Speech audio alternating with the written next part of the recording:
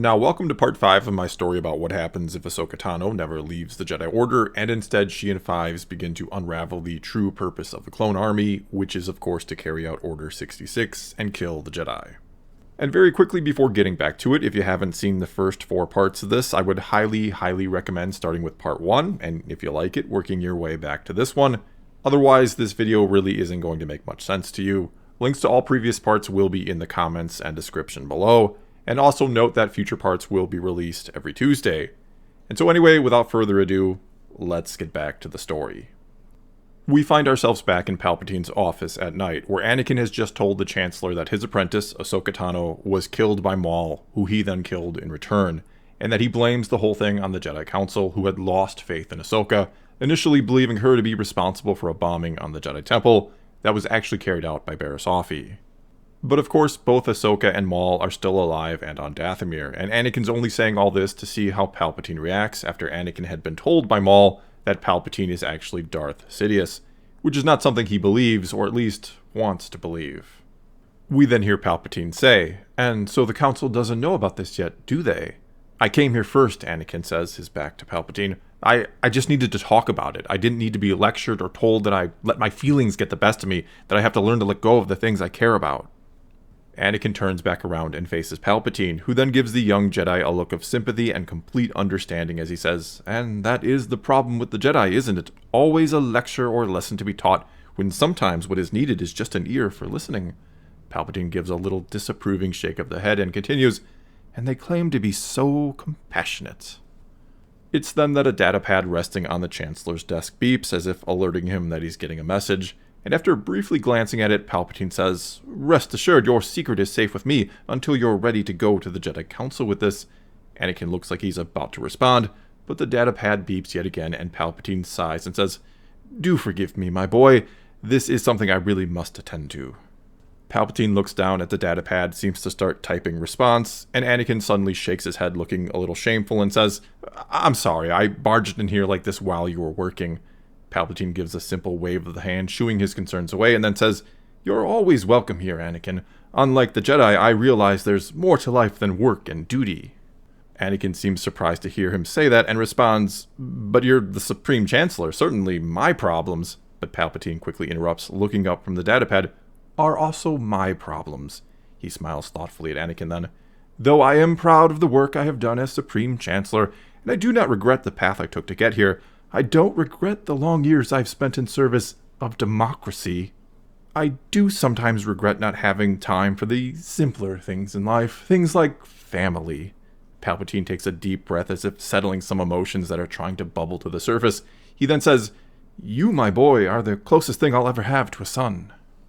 Anakin looks truly touched by those words and doesn't seem to know what to say. There's a very brief, almost awkward moment of silence when suddenly Palpatine's datapad beeps once again, and he looks down at it, seemingly a little annoyed now. He then sighs softly and says almost absently, "Seems a flaw was discovered in the Phase 2 helmet design. Some in the Senate are pushing for new helmets to be put into production immediately." It's then that it almost seems like Anakin changes modes in an instant, like a flip of the switch, from a grieving master to a concerned general, as he says, "Well, if there's a flaw with the helmets, shouldn't new ones be put into production immediately?" Palpatine then looks up at Anakin, and for the very briefest of moments he seems to study him, and though it's highly unlikely Anakin notices this, there is an ever so subtle shift upon Palpatine's face, and a slightly darker expression takes root there, as if something has, or is, dawning on him, like Darth Sidious has sensed and is now aware of something.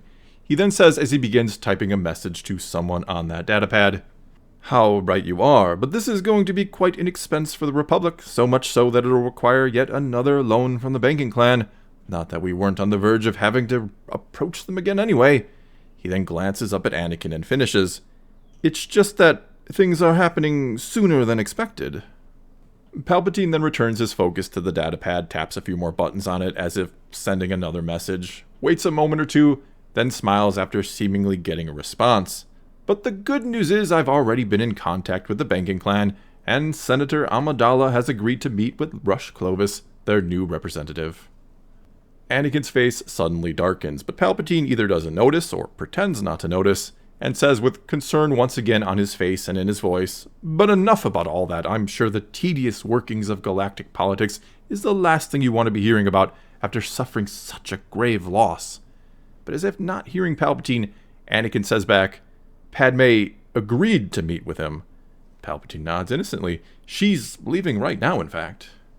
We then see Anakin's hands clenching into fists as he says, "But isn't Rush Clovis a traitor to the Republic?" Palpatine nods in agreement. "Traitor to the Republic, yes, but not to the Mun people or to the banking clan. I fear we have little choice but to deal with him, but thankfully Senator Amidala has worked closely with him before. I'm sure she'll handle him quite well again." Anakin's face continues to darken, and Palpatine quickly says, "If you're that worried about Senator Amidala's safety, I could arrange for you to meet her there, be her bodyguard. However, after the loss of your Padawan, maybe it's best—" Anakin cuts him off. "I'll be fine. Make the arrangements. I'll be leaving now." Palpatine, looking as if everything is fine and nothing could possibly be out of the ordinary, nods his head and simply says, "I'll inform her that you'll meet her there." But Anakin quickly says back, "No need to let her know I'm coming. I'd like to surprise her." Again, looking as if nothing could possibly be amiss, Palpatine nods and is about to say something, but Anakin has already turned and is leaving. Moments later, after he hears the doors to his office slide shut and Anakin is long gone, he taps a few buttons on his desk, and soon enough, a blue holographic image of Count Dooku appears there. Instantly, Dooku drops to a knee, bows his head and says, "Yes, my lord." Darth Sidious then says, "Darth Tyrannus, I have need of you." We're then taken back to Dathomir, where Ahsoka Tano has just been contacted by ARC Trooper 5s, and he's asked her if the channel is secure on her end. And after looking at Maul, who is still unconscious and propped up against a nearby rock face, Ahsoka nods to the blue holographic image of 5s and says, "It should be." 5s doesn't seem to be thrilled by that answer, but then he says, "I have to make this quick. Dr. Search, that's the name of the Kaminoan I've been working with, thinks there are likely spies everywhere. But we figured out what's wrong with Tup. There's a chip in his head, a chip in all our heads, that can be used to control us clones, to make us do anything, even turn on the Jedi if the right order is given." Ahsoka looks completely overwhelmed, seemingly unable to process or make sense of everything she's just heard on top of everything she's heard about Palpatine before. 5s then continues, "But we're working on a way to deactivate all of them, all the chips, by having new helmets issued to each and every clone. That'll short them out. Dr. Search even has some friends in the Senate who are doing everything they can to push this through quickly." Ahsoka, finally able to catch up with what he's saying, shakes her head and says, "Wait, if the clones might turn on the Jedi, then shouldn't we take this to the Council right away? We have to warn them." 5s responds, "Dr. Search fears the Council may be compromised, and all it takes is for the one behind it all to figure out that someone knows and is trying to stop them, and then they can just simply give the order, and every clone trooper in the galaxy will immediately turn on the Jedi." That's when Ahsoka, her mind racing, says just one word: "Palpatine." 5s responds, "The Chancellor? You think we should go to him? But what if someone close to him—" Ahsoka shakes her head and cuts him off. "Palpatine might be the one behind it all." 5s looks completely stunned. Then he says, "And what about the Jedi? Could he have a spy among them? Among the Council even? Do you trust the Jedi, Ahsoka?" I'm not sure," Ahsoka says, suddenly looking deep in thought. I wouldn't have thought Barriss could ever turn, and yet she did." 5s then speaks up. "Then maybe it's for the best to trust no one right now. If all goes right, the helmets will be put into production within days and distributed quickly." The look on 5's face becomes painful as he finishes. "The threat presented by my brothers needs to be neutralized before anything else." "Agreed," Ahsoka says. "Stay in contact, 5s. Keep me posted." 5s gives a quick salute and says, "Will do, Commander," and his hologram flickers and fades away. And no sooner is it gone than she and we hear a slow clap, and she turns her head and sees that Maul is awake and has apparently heard the whole conversation. He then says, "Much of my master's plan was known to me, but with every new piece that reveals itself, I become more and more impressed." Ahsoka gives a slight frown at him and says, "I thought you might be awake." Maul looks momentarily confused. "And yet you had that conversation in front of me still." The confusion then clears and a slight smile forms on his face. "I see, of course, you can no longer trust the Jedi, and it seems as if your master has abandoned you too. Your list of allies grows short." The smile on Maul's face grows. "But fear not, my new apprentice, I won't abandon you, and I will also complete your training. Ahsoka gives a bit of a roll of the eyes and says, Anakin didn't abandon me. He went to confront Palpatine about all this. Maul's smile instantly vanishes. That fool! By now then he is either dead or a servant of my former master. We must act quickly if we are to have any chance, my new apprentice. Ahsoka lets out a sigh. Would you please stop calling me that? I will never be your apprentice. Perhaps not, Maul responds, but you do need me. We need each other. Certainly you see that. Certainly you begin to realize the sheer brilliance of Sidious's plan. Ahsoka thinks on that a moment before saying, but if the clones turn on the Jedi, and if the people ever found out Palpatine was behind it... To that, though, Maul sighs in frustration, as if she's missing everything. You Jedi are so embroiled in this war to protect the Republic that you no longer even hear the voices of its people. The love they once had for you is turning to doubt and resentment. They blame you for this war, and will not mourn your downfall when it comes. They will celebrate it. Hearing that clearly troubles Ahsoka, and so Maul once again extends his hand out towards her. She then looks at it, then at his missing legs, and says, I'm not sure how much good you're going to be against Sidious in that condition. Maul snarls at her and snatches his hand back. He then says, there is a cave nearby. Within, I can be made whole once more. Ahsoka folds her arms and cocks her head a bit as she says, well, I'm certainly not carrying you there. Maul again snarls a bit at her, and then he taps a few commands into a device on his wrist. There's a speeder on my ship nearby. It can take us there. With arms still folded and looking skeptical, Ahsoka says, and I'm supposed to just trust you and this cave? Maul smiles back at her. Who else do you have to trust, my apprentice? We then move forward in time a bit, and we're still on Dathomir, where we see a speeder parked near a cave entrance in the side of a tall, rather mountainous cliff. Standing a few paces away from this opening is Ahsoka, and next to her, propped up by his arms, is Maul. We then hear Ahsoka say, now what? Is there a droid in there that's going to make you some new legs? Because I noticed you left the old ones behind. Maul shakes his head a bit as he starts to drag himself forward. We can see he's a bit nervous as he says, no, with any luck I will be deemed worthy and gifted new legs, and perhaps even more. Ahsoka, looking both skeptical and confused, begins to follow him into the cave and asks, gifted by who exactly? Quickly then Maul halts and looks up at Ahsoka, who also stops. He then says to her, gifted by them, from the little that is left of their magic still, so that I might avenge them. That's when we can see a dozen or so eerie, greenish, mist-like ghost figures rising up from the cave floor and emerging from the walls. Maul then says, it would be wise for you to wait here, my apprentice. Ahsoka nods at Maul, a look on her face that almost looks to say both, thank you for stopping me from going in there, and that she's surprised he did stop her. Maul then says as he begins to crawl forward once more, try not to be concerned if you hear me screaming. It only means they've forgiven me for my failures instead of outright killing me for them. Ahsoka gives a slight shrug and a smirk and says, trust me, I won't. Even though there is the slightest look of concern on her face. Maul then continues to crawl forward, and once he's a few paces past the threshold of the cave, the greenish, ghost-like figures rush forward and lift Maul up, and then quickly carry him forward and deeper into the cave, until he's so far in that Ahsoka can no longer see him. However, a few of the greenish spirits of the dead Night Sisters linger at the cave entrance, their dead, hollow eyes watching every move she makes. And so Ahsoka does move, a couple dozen paces back from the entrance, where she all but lets herself collapse to the ground, looking pretty much exhausted from everything she's gone through as of late. After a sigh, her eyes slowly slide closed, and they stay closed for a while, maybe for a few minutes, maybe for an hour or more, it's hard to say. And what causes them to again open is the sound of her communicator beeping. After blinking away the grogginess and taking a moment to hear the ever so faint screams of Maul coming from the cave carried out to her on a bitterly cold breeze, Ahsoka taps her wrist communicator and the bluish holographic image of Anakin appears, and it's clear he's in the cockpit of his Jedi starfighter. The first thing Anakin then says is, it was all a lie, Palpatine isn't Sidious. I see, Ahsoka says, trying to look and sound like she completely believes him. Anakin then says, I'm on my way to Scipio to protect Padme while she negotiates with the banking clan. Ahsoka frowns a bit and asks, and what am I supposed to do? Well, Anakin begins, I did end up telling the Chancellor that you were killed by Maul, so it might be best to take Maul somewhere safe for now, somewhere that you'll be safe, and whatever you do, don't trust him. Ahsoka then looks at the cave entrance before her, and we and she can still see some ghostly green figures in the darkness, some of which are now beckoning her forward. Ahsoka then says, "Somewhere safe and don't trust Maul. Yeah, those are probably good ideas."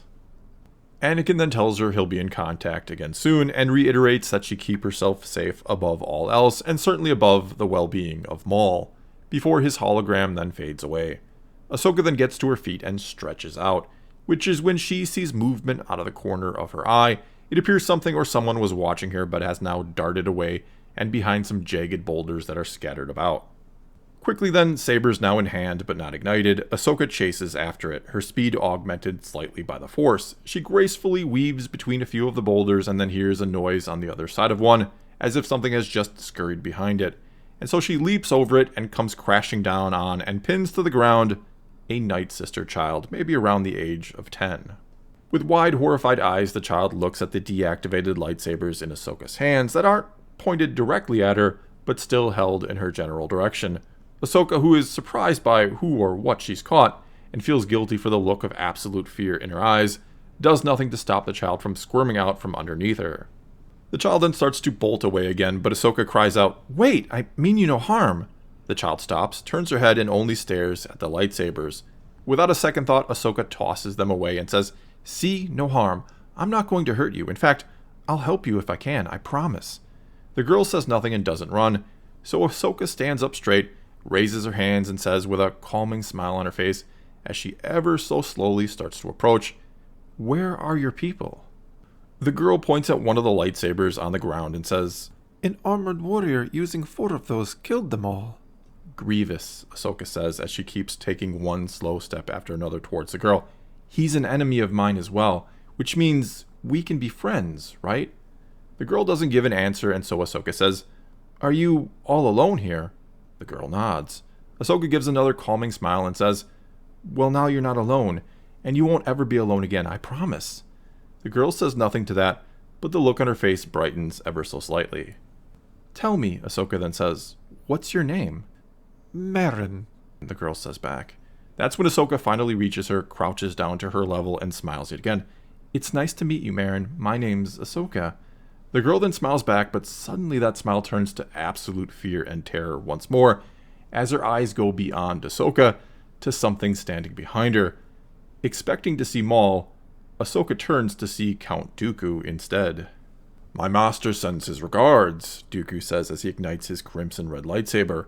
Ahsoka's eyes then go to her discarded sabers, and as they do, a grin creases the face of Dooku as he lifts his free hand, having already taken hold of her lightsabers with the Force before Ahsoka had even turned around, and the sabers then rise off the ground. He then makes a fist, and the sabers hurtle towards him, and he slices them both in half when they reach him. "I shall save you the embarrassment of having to challenge me to a duel." Ahsoka glances down at Maren, then tells her to run, and after a moment the child does so. Ahsoka then faces Dooku, takes a fighting stance, and raises her fists. "Admirable, but foolish," Dooku says, almost sympathetically. Ahsoka then draws her hand back and unleashes a force push at him, but Dooku rather lazily raises his free hand once more, palm out, and the push seems to dissipate or completely unfaze him. Ahsoka then backflips onto one of the many large boulders strewn about, and so Dooku throws his saber up at her, forcing her to jump to another boulder. Dooku pulls his saber back to him and again throws it up at Ahsoka, and again she jumps to another boulder. And so once more Dooku retrieves his saber and throws it up at her, but when she tries to jump to yet another boulder, Dooku simply raises his hand, palm out, and pushes over the boulder she's jumping towards, which causes Ahsoka to land awkwardly, and she rolls off of it and hits the ground hard. Dooku then charges forward, pulling his saber back to him as he does, and when he has it again, he swings at the disoriented Ahsoka. She jumps away, but the slash still grazes her back, causing her to cry out in pain. Dooku then rushes forward, swings again as he does, and though Ahsoka tries to dodge, it catches her on the shoulder, and her whole arm instantly goes limp. Dooku then again swings, and this time Ahsoka manages to roll out of the way, but as she pops back up, she holds her shoulder and winces, clearly in a great amount of pain. Dooku then again moves forward and draws his saber back, and it doesn't look like Ahsoka has too many options to escape. But that's when her eyes drift upwards, and we suddenly see a flicker of hope in them. Dooku then follows her gaze, and he sees that standing high up on a cliff above, on 2 real legs, is Maul. It's then that Dooku, using the Force almost casually or absently, flings Ahsoka away and into a nearby rock wall. Maul then jumps down, doing a flip in midair, and gracefully lands on his two bare red feet, a good 30 or so paces away from Dooku. Maul then ignites both ends of his double-bladed saber, and says as he begins to stride forward, "Ah, if it isn't my replacement, my temporary replacement." Dooku's expression darkens, but he says nothing, so Maul continues, "Surely you're not foolish enough to believe Sidious has a place for you when this war is over, that you won't be replaced, that one by the name of Anakin Skywalker hasn't already been picked out for that very task." It's clear by the look on Dooku's face that the possibility had not actually occurred to him. Maul then lets out a brief, mocking laugh before saying, "Take solace in knowing that you were at least a pawn of the greatest Sith Lord to perhaps ever live, but face the reality that not only will you never rise above him, but that your usefulness is running out. Your replacement stands ready, and whether we kill you or you kill us, he yet again wins." Maul lowers his saber to his side and begins to hold at his hand and is about to say something, which is when Dooku raises his hand and hits Maul square in the chest with a bolt of Force lightning, sending him hurtling backwards. Dooku then, a slight tinge of yellow in his furious eyes, then uses that same hand and takes Maul by the throat, lifts him up off the ground and flings him next to and into the same rock wall he flung Ahsoka. He then points his hand at the rock wall above them and blasts it with Force lightning. Soon enough, rocks and boulders break loose and begin to fall towards Maul and Ahsoka. Both of them try to raise their arms, maybe to save themselves with the Force, but the rocks seem to crash down and crush them all the same. Dooku then takes a few steps forward towards the mound of rocks and boulders, and as he studies them, the yellow tint that was in his eyes fades. He takes a deep, almost tired or labored breath, and then turns and simply walks away. Once again, time goes by. How much, who can say?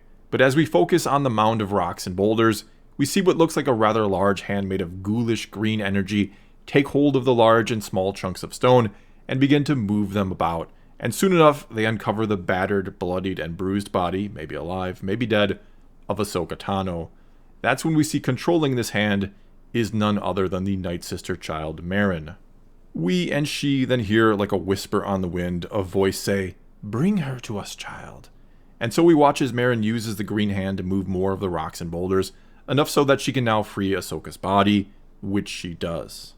Using her own hands now, and with a tremendous amount of struggle and effort, Maren drags the body of Ahsoka all the way to, and then into, the cave from before. Once inside, many of the ghostly green spirits of the Night Sisters rush forward, lift up Ahsoka's body, and carry it deep into the cave. And that is where this part ends.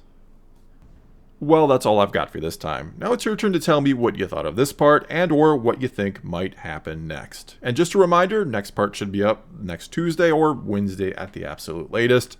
So leave a comment below and let's talk some Star Wars. And until next time, thanks for watching.